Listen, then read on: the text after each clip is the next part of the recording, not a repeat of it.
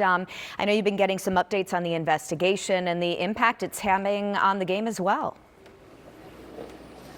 Yeah, no doubt, Jenny. Look, the people of New Orleans and tourists alike are continuing to try and make sense of this heinous and evil tragedy that happened, 3 a.m. this morning as folks were celebrating, ringing in the new year here in New Orleans. Now, right behind me, as you can see, we're on the intersection of Canal Street and Bourbon Street. This is where the suspect went down Bourbon Street, went onto the sidewalk behind that mobile communications center you see right there, and chaos ensued. So yes, what we are learning today is we've been talking to folks and fans, and this area that you see on Canal Street, super vibrant. The streetcars come down, people are walking and talking, there's music in the air typically. That's what we've experienced these past 2 days. Right now, an active crime scene, a ghost town this morning. When we spoke with Notre Dame fans, we spoke with New Orleans natives, shocked, disbelief, angry. Why did this have to happen is what we heard over and over again. Because the Sugar Bowl is in town with Notre Dame and Georgia. People are excited about this. So many people in town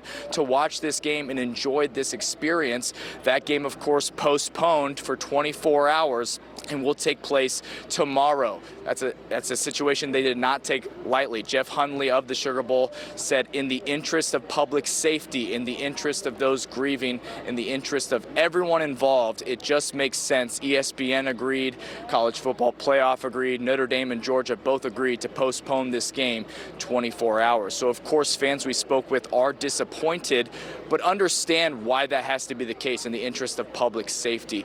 We also attended Notre Dame alumni and fans mass. It was previously scheduled for this morning at the Notre Dame Fan Hotel, and added value, added uplifting, faith restored during that mass this morning. It was jam-packed in that hotel ballroom. People needed that. They needed some uplifting feelings. They needed some leadership, and that's what that event provided for them. We caught up with 2 Notre Dame fans who were coming out of that mass once it concluded, and they shared with us the tragedy that ensued, how that made them feel, but how they can move forward with this and make it for the better.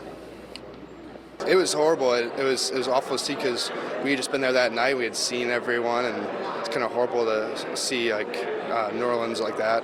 Messages come in different ways. I don't know what this is going to teach us, but it's definitely going to bring us together.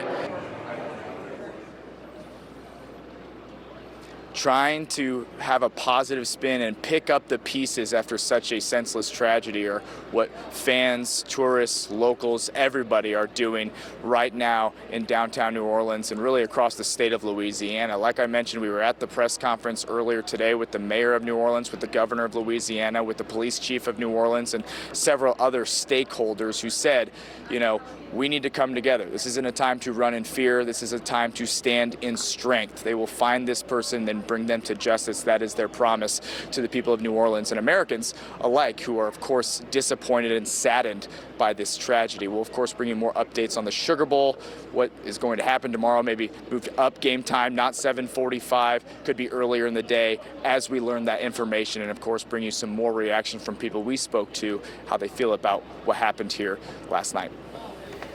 Dom, you and photographer Josh Blankenship, have been reporting from New Orleans the last couple of days, so people knew you were down there. We had messages into the newsroom this morning asking about you guys. Are you guys okay? And we're thankful that you are, of course.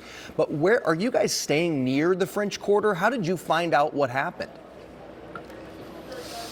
Yes, we are about 2 blocks right this direction. We're staying at the Sheraton Hotel, New Orleans, which is the media hotel down here for Sugar Bowl festivities. So it's a 2-3 minute walk to where we're standing right now. My photographer Josh and we celebrated the new year after a long day of work in the hotel lobby. We did consider going out to Bourbon Street last night. We certainly wouldn't have been there that late in the evening, but we decided to stay in the hotel lobby. We rang in the new year. We went to sleep, and this morning, woke up to 4 or 5 calls from our bosses at WTHR.